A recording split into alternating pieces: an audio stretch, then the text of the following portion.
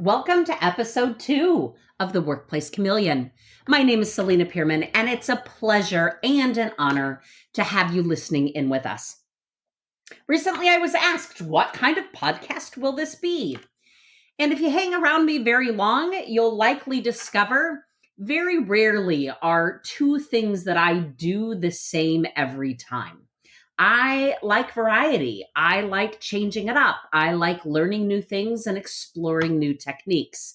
So while podcasts tend to have a pattern to them, some sort of predictability for all of you that have taken your precious time to listen in, this is also much like my work in companies. It evolves. We're a small team, so likely this podcast won't have a lot of the high production values that maybe other podcasts have that you listen to. But what we will look at each time is a different topic, sometimes with a guest co host, examining organizations and how we continue to work better together. So, like my own professional history, offering keynotes and training and coaching, podcasting and any content that I'm researching and that I'm thinking about and that I'm sharing ideas about evolves just like organizations do. While there are some universal patterns to organizations, it's really about what happens when you put people together to work towards goals. For me, it's been about going across industries because people are still people. I've really considered myself someone probably a little too obsessed with just different types of companies. Some people may read certain pages of the newspaper or read certain feeds on their social media because they like certain topics. And I kind of read companies. I look at structures and histories and cultures and all the ways that people make them truly unique. Because remember, you can't replicate one company to another. That's the amazing part. No two companies will have like pathways. People are different, events are different, and therefore organizations evolve. It's what I've done full time for the last 12 years. Typically seeing in a non COVID year about 6,000 people on average in a year, usually about 250 groups from C suite to production floors to job sites to training centers to offices. Out of the work, especially these last years, one of the most requested topics, even before we experienced the 2020, the year of all new hard things. Before 2020, the most commonly requested topic for how do we adapt was adjusting to change, relentless change. The kind of change at work is what I want to focus on for today. The kind of change at work that feels like, you know what? I have a plan today, but it just changed 5 times in 20 minutes as soon as I walked in the door. A couple of years back, I was sitting with some hospital social workers, and one of the social workers asked this. She said, Selena, do you know the saying, waiting for the other shoe to drop? I said, yeah, I've heard it. Where, that it's that anticipation of, or dread sometimes of, oh, what's going to happen next? I said, yeah, why do you ask? And she looked at me and said, I think we're on our 7th shoe this month. How many of you are feeling like a 7th shoe this month? Or maybe your number's much higher. That feeling, right? That really, can we take one more change on right now? Now, that was before 2020. And so what have we learned? We learn that we can adjust. We can learn about change. We know it's hard. If we think about change from the research and what some of the data and the developers of some of the biggest ideas about change teach us, that Change is an altered state, right? Something is different than it was before. Change management is a process, not an event. The event is that change itself, effectively adjusting to that change as a process, a series of steps we take in anticipation of getting through and learning something new after. Change often we treat as that event, but it really is a process. There's a pre, there's an at, and there's an after. Author and researcher Kurt Lewin would describe it as unfreezing, change, and refreezing. That we have to be ready to change, right? There's some change readiness that exists, and that's our unfreezing stage, according to Lewin. And then actually making the adjustment we need to, that it is different than it was before. But then the refreezing, or the way we anchor the change, so we make it part of what, and probably the way overly used phrase, part of the new normal. Other researchers, many indeed, explore this too. John Cotter, in his work, including the book called Leading Change, would describe it as an 8-step process to really ensure that change implementation is not seen as an event, but a multiple stage process that takes us from creating a case for change through communicating it and then adjusting to new behaviors and making it stick. Adjusting to change, even when well planned, still takes, adjustment, right? I'm required to do something that I've done before. Maybe consider for this few minutes with me here today how you see change in your own life, in your own work. How change ready are you? Maybe in that pre-stage. How do you adjust to change when it happens? That second stage.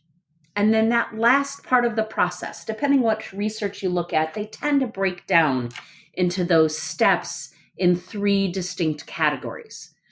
And that third one is then how do we make it stick? Well, what we know about change is first you got to wanna, right? You have to want to.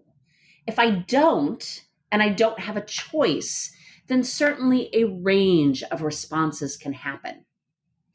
Kubler and Ross are well-known longtime researchers, especially in the areas of grief and change. And they popularized a model with their research a number of years ago about the 5 stages of grief, and included in the model of the same name. And they brought to us some understanding about the process that we go through in order to navigate either known or unknown change. And while they focus specifically on grief, I want to share with you a few reflections about that today as we consider what is it during this time as we anticipate that next change coming, or we experience that change coming.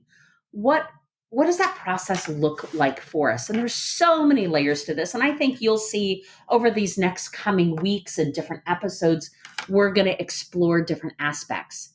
But here's what I want you to consider for today. Using that Kubler and Ross model modified, I want you to think about daily change. Now, I get life is full of big stuff. Life is full of big, hard, really difficult change that we have to navigate, whether it's loss that you've had in your life, whether they're personal challenges, whether they're professional challenges. Those are not the topics I'm taking on today, okay? I want to talk about other stuff. I want to talk about the fact that you can go through these stages of grief 3 times in 20 minutes when you open up your email in the morning. Right? Now, in the adaptation of Kubler and Ross, first we see some sort of shock and denial. You open up email number 1, shock. What? Who thought this harebrained idea up? Right? Shock and denial. No, this is not going to work. No one talked to me about it. Shock, denial. And then if we don't get stuck in shock and denial, we probably hit some sort of emotion. Many times that can be anger, but not always. But we hit some sort of emotional response to the change that was just applied to us. What? Who thought this up? And then that emotion bubbles up. Now, once we've worked through that, if we work through that, we likely hit some sort of stage of reflection or bargaining. This is our negotiation phase of the change process. So now we go, well, fine. If they're going to expect me to do this, I am not working 1 minute past 5:00, or I'm not doing something extra, right? We've all been there. Some sort of change has been applied to us. We're having a tough time with it. And this is when I see in companies and teams, and have had many people describe for me, they change right there. Their agreement with their boss or their company or their client, and don't even tell them. Because in that bargaining stage during adjustment to change and working through what was just the emotion of that, sometimes we get a little resistant and we just don't wanna. That we start putting up some barriers, or we start saying, well, fine, if you want this, then I'm doing that. Those are often portrayed as a slope down. Think about a U going down the left-hand side and wrapping around the bottom. That we haven't quite come back up to the next stages of what comes next. Upward turn is often described as that next step up. We start coming around that curve to the, you know what? What do we need to do? I love that it starts often with some sort of sigh or release or sense of exasperation or even hopefulness. That we've now come through those stages of shock, denial, some sort of emotion, some sort of bargaining to an upward turn. All right, what do we need to do? It's when we make that curve, and it's really a mental mind shift, that we can now move on to some sort of progress and acceptance. Being able to move ahead, seeing the new, embracing the new, and moving ahead. Here's what I said, though. 3 times 20 minutes. That was just the first email, right? And then you open up the second email. What? Who came up with this idea? And if you have multiple changes going on, we know that you're at different stages at the same time.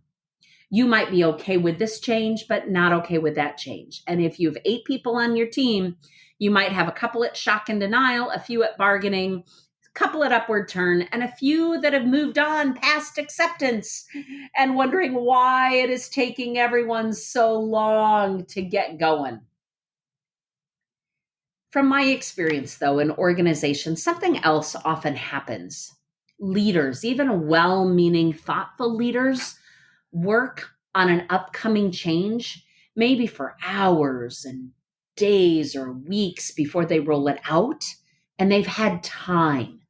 They've had time to process it. They've had time to move from shock to acceptance. Yet when they roll it out, they expect everyone else to immediately move to acceptance. Sometimes even while they're still making the announcement, they just expect other people get to where they're at quickly. So what do we know? We know that organizational change will remain relentless. And if we don't, either as organizations or as humans, if we don't change, we're done. So we need to understand that that process happens, right? The event happens, but it's the pre, the at, and the after that often defines our professional presence in the moment, or the way we navigate relationships with coworkers or customers, how we adapt in teams to many, many different types of changes happening simultaneously. And just really acknowledging where we're at. I think it's really important to acknowledge that people can adjust to change, but they do it in different ways at different times. And if we really want to be that good coworker, if we really want to be that professional that you want to be known by, we honor that. A lot of times, if I'm sitting one on one with someone and they say, it ticked me off, it just made me mad, I'm like, good, own it, right? Own it. It made you mad. You were disappointed. You were frustrated. Because I think it's unrealistic in any type of organization not to have those ups and downs, not to have those hurts or disappointments. So, what are some of those things we need to think about? What can we do, right? Number one, recognize it as that process. An event happens, you probably had some maybe that's your own change readiness work, even if you didn't know that change was coming. How do you prepare yourself for change? And we'll take that on in some upcoming episodes. We've learned some things even from 2020, and that was often up, down, back, forth. Some days were good, some days just weren't. There's been a statement said for many years within different cultures expressed different ways, but in general, it sounds something like this: 3 steps forward, 2 steps back. 3 steps forward, 4 steps back, right? What we want to be able to do is make progress over time. It's a process. We're not going to be there in one big swoop. And maybe for today, you're recognizing that piece of it, that maybe you're stuck at angry. Maybe you're stuck at bargaining. Maybe you're stuck at denial. And it's only one part of the process. Number 2, own it. I feel frustrated. I am excited. Whatever it is that you're feeling, own it.